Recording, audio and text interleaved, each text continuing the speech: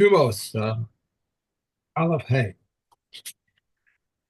One may not separate truma from leket, shechacha, peah, or hefka, or from ma'aser rishon, from which truma had been separated, or from ma'aser sheni, or holy things which have been redeemed, or from the liable for the exempt, or from the exempt for the liable, or from detached or for attached, or from attached for detached, and for new for old for new, or from produce for eretz Yisrael, for produce grown abroad, or from produce from abroad, for produce eretz Yisrael. And if he did separate truma, it's not truma. Right, so this entire Mishnah, just by the way, is under the category of things that are taking truma from patur on chayav.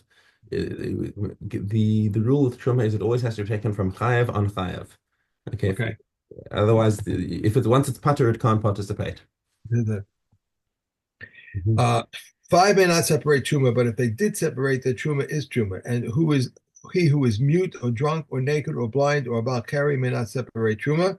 But if they separated truma, the truma is truma.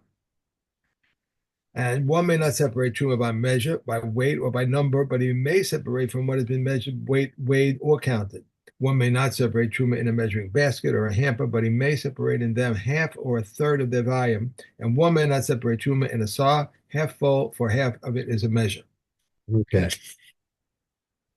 Ein Tormin Shemin al Zaysim HaNichtashim. Okay. So we also said before, if you recall, that the when you have to separate from the finished produce from the finished produce.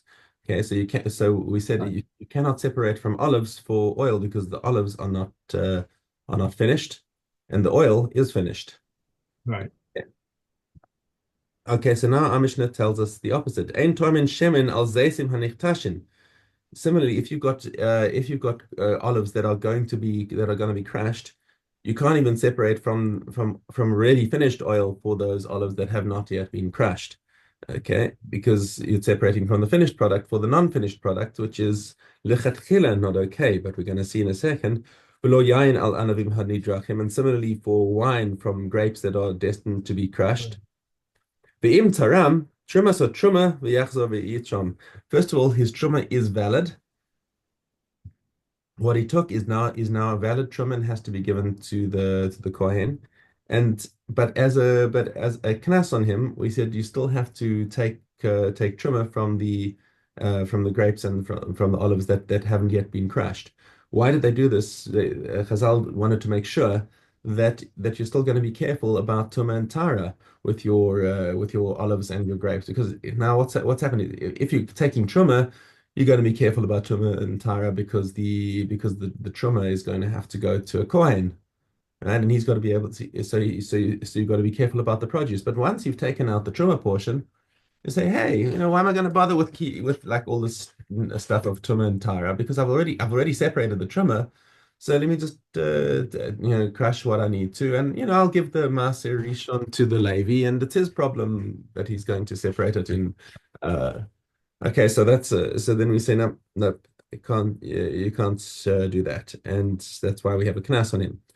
Harishona medamas bifnei atzma.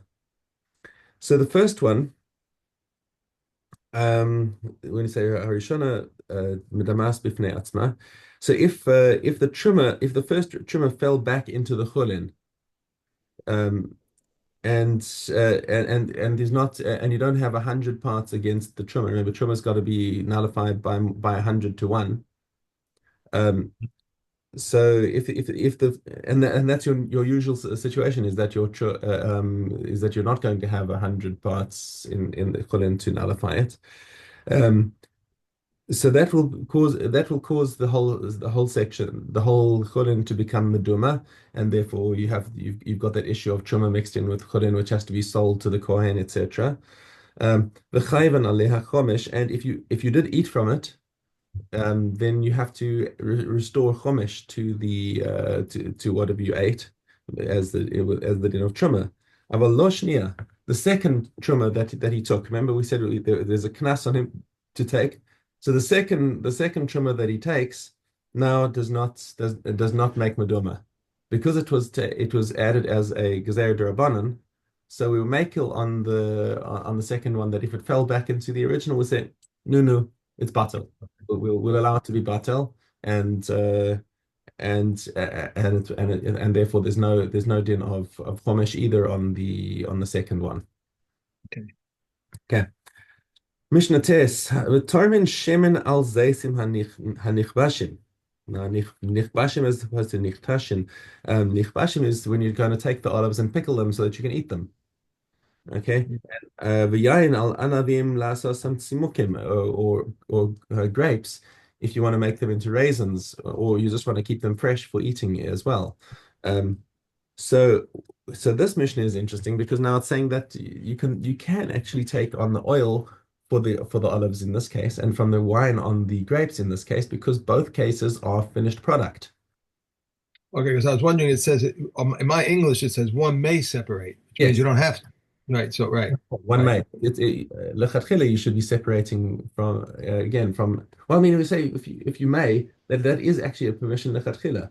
Um, Probably best is to keep it simple. Is you separate from oil for the oil and separate from the grapes for the grapes, because then you Right. can know if you got the right measure or not. Because now, how are you going to know how much oil you need to separate out in order to exempt these olives that you're going to pickle? Oh, Much oil would so you got to start doing calculations like how much oil would these olives have produced, and start doing a whole bunch of math on it. And so it's impractical, but if somebody does it, yeah, it's actually this is valid. Hooray, chitaram shemen al zaysim la'achila.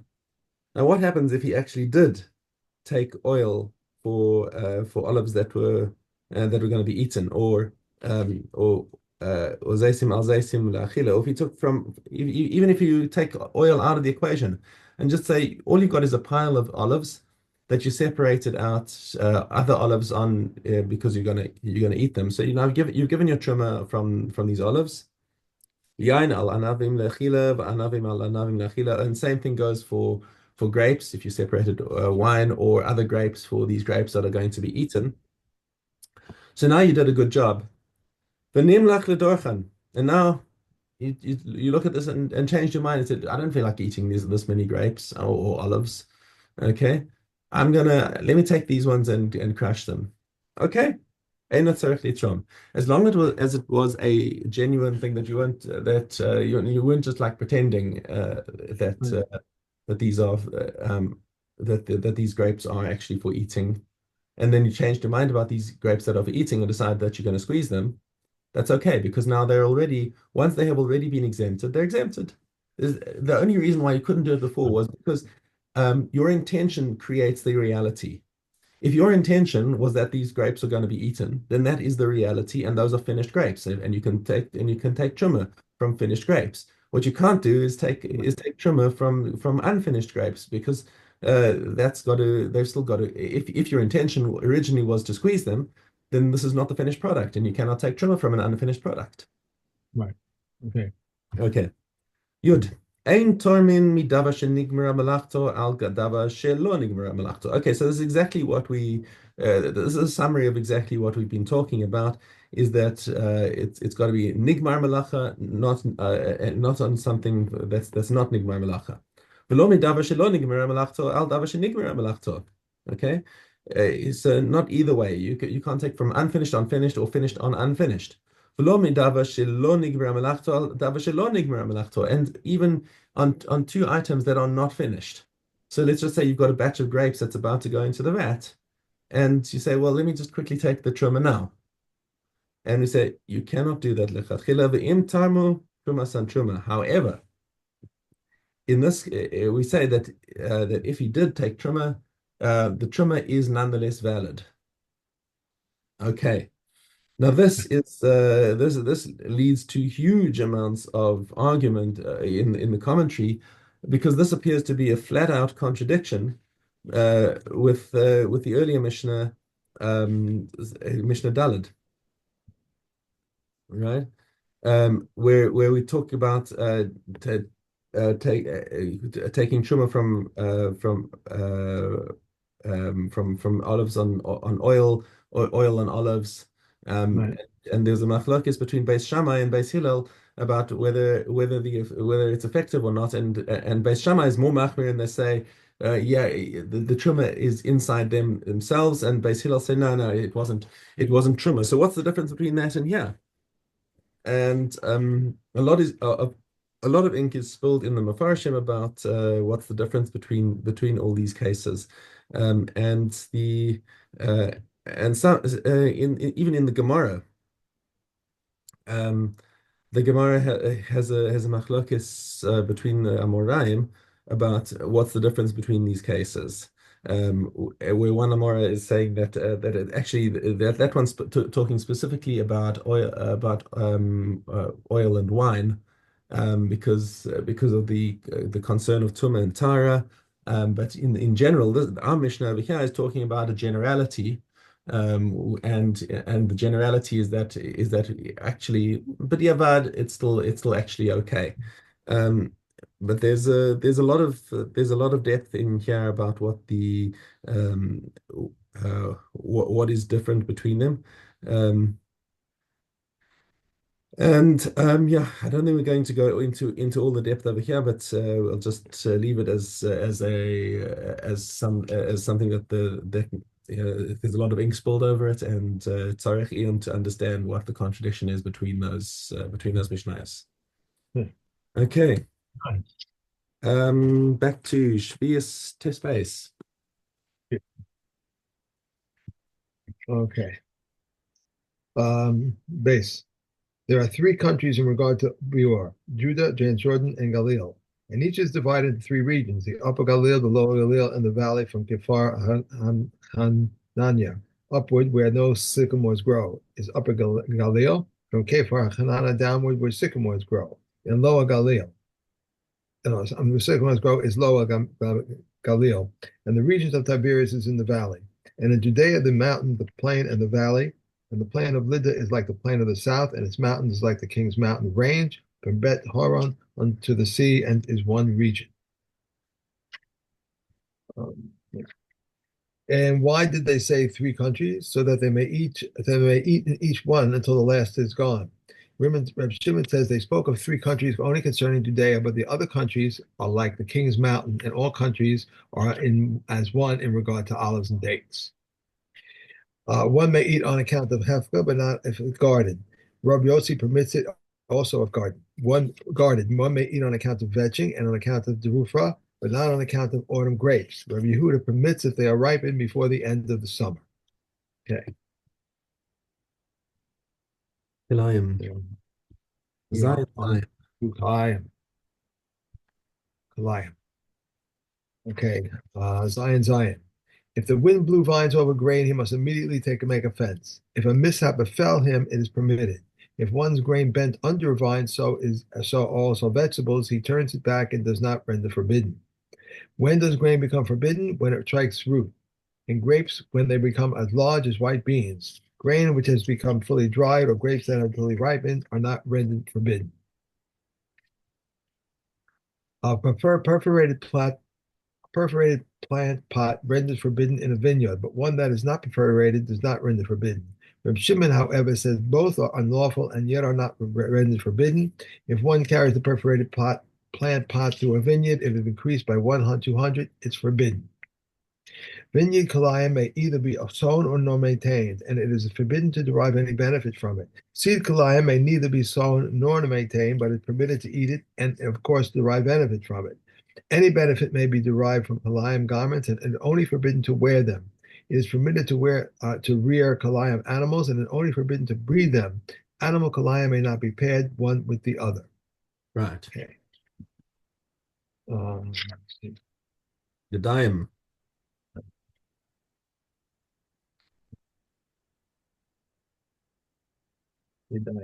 Okay. Hey. Dalet Hey. The Aramic test in Ezra and Daniel render Talmud hands that touch them. Aramic test that one wrote in Hebrew, or Hebrew test that one wrote in Aramaic, and every script do not render Talmud hands that touch them. A scroll of scripture never imparts tumor unless one writes in Ashira script on parchment with ink. The Duchis say, we have a complaint against you, Perushim, for you say that holy scrolls render Talmud hands that touch them and heritable Heretical books do not render tummy hands that touch them. Rabbi Nochanan ben Zakkai said, it is for this the only thing we have against Perushim. Why? They say that is the bones of a donkey, a tahor, that the bones of Yochanan the high priest, a tummy. They said to him, their tumah is on account of their affection, so that a person should not make the bones of his father and mother into spoons. He said to them, as regard holy scrolls, too, their tumah is on account of their affection. With heretical books, which are not held dear, do not render tummy hands that touch them. The Dushi say we have a complaint against you, Perushim, for you declare a tahor a stream of pouring liquid. Perushim said we have a complaint against you, Dushis, for the Uru tahor, a canal of water that flows from a cemetery. The Dushi say we have a complaint against you, Perushim, for you say, if my ox or my donkey causes damage, they are liable. But if my slave or maidservant causes damage, they are not liable. If I am liable for the damages of my ox or donkey, regarding whom I am not responsible for their mitzvahs, it's not logical that I should not be liable for damages of my slave or maid servant, regarding whom I am not who I am responsible for their mitzvahs. They said to him, no, you can say regarding my ox and my donkey, which have no understanding, but can you say regarding my slave and maid servant who do have understanding? For I anger them, I will go and set fire to someone's haystack, and I'll be liable to pay. Okay. So we're going to finish this tomorrow and Uktzin. Olios. Okay, hey Zion. Limbs have no minimum size. Even a limb of a corpse smaller than an olive, or a limb of a carcass smaller than an olive, or a limb of a sheret smaller than a lentil convey their tumah. There are 248 limbs in a person, 30 in the foot, 6 per toe, 10 in the ankle, 2 in the leg, 5 in the knee, 1 in the thigh, 3 in the hips, 11 ribs, 30 in the hand, 6 per finger, 2 in the forearm, and 2 in the elbow, 1 in the upper arm, and 4 in the shoulder, for a subtotal of 101 on one side and 101 on the other side, plus 18 vertebrae in the spine, 19 in the head, 8 in the neck, 6 in the chest, and 5 in the genitals. Each of these limbs convey tumah via touching, carrying, or ohel. When is it so? When it contains sufficient flesh to heal. But if the limb does not contain sufficient flesh to heal, it conveys tumah via touching or carrying, but not via an ohel. These convey tumah through an ohel, a corpse, an olive volume of a corpse, an olive volume of netzel, a ladle full of corpse powder, the spine and the skull, the liver severed from a corpse, and a limb severed from a living body that have sufficient flesh to heal a quarter kav of bones. Even if it's less than most of the frame or less than the numerical majority, most of the skeletal frame, or a numerical majority of the bones of a corpse, even if it comprises less than a quarter kav of bones, all of them convey tumah. How many bones are a numerical majority of the bones in the skeleton? 125. Okay. A quarter log of blood. We're done there. Done there? Okay. Yeah. Sorry. Okay. Okay. And adios. Okay. Okay. The vetch of truma, Beit Shammai says we may rub and soak in it a state of tahara, but we may feed it in a state of tuma. Beit Hillel say we must soak it in tahara, and we may rub and feed it in a state of tuma. Shammai says they should be eaten dry. Rabbi Akiva says everything done with them may be done in a state of tuma. If one converts into a silver seller copper coins of Maisa Sheni, Beit Shammai says he exchanges copper coins for an entire seller, but Beit Hillel say a shekel's worth of silver and a shekel's worth of coins. Rameya says we may not consecrate silver and produce of Maisa Sheni unto silver, if the Chachamim permit this. If one changes a silver seller of Maisa Sheni into copper coins in Yerushalayim, Beit Shammai says he takes change for the entire seller in copper coins. But Beit Hillel says he takes change for 1 shekel of the seller in silver and 1 shekel with the seller in copper coins. Those who debate before the sages say he takes change for 3 dinners of the seller of silver and for the remaining dinner of the seller in copper coins. Rabbi Akiva says he takes change for 3 dinners of the seller in silver, and for the 4th dinner of silver he takes a quarter copper coins. Reb Tarfon says for the 4th dinner he takes 4 aspers of silver. Reb Shammai says he should leave the seller in the store and take successive amounts of food corresponding to it. Right. Okay. And Megillah. And Thomas. Megillah. Okay, here we go. Aleph Daled. And if they read the Megillah during the first Adar and an extra month of Adar was added in the year, they must read it again in the second Adar. There is no difference between the first Adar and the second Adar, except as regards the reading of the Megillah and the giving of gifts to the poor. There is no difference between the laws applying to the holiday or those applying to Sabbath, except the laws pertaining to food. There is no difference between the laws applying to Sabbath and those applying to Yom Kippur, except that the deliberate desecration of one is punishable by man, and the deliberate desecration of the other is punishable by Kari. There is no difference between one forbidden by vow to have any benefit from someone else or one forbidden by vow to receive food from him, except for setting foot on his property, and utensils with which people do not prepare food. There is no difference between vow offerings and gift offerings, except that concerning vows, one is responsible for the security, that concerning gifts, one is not responsible for their security. Okay. Okay, and we are done.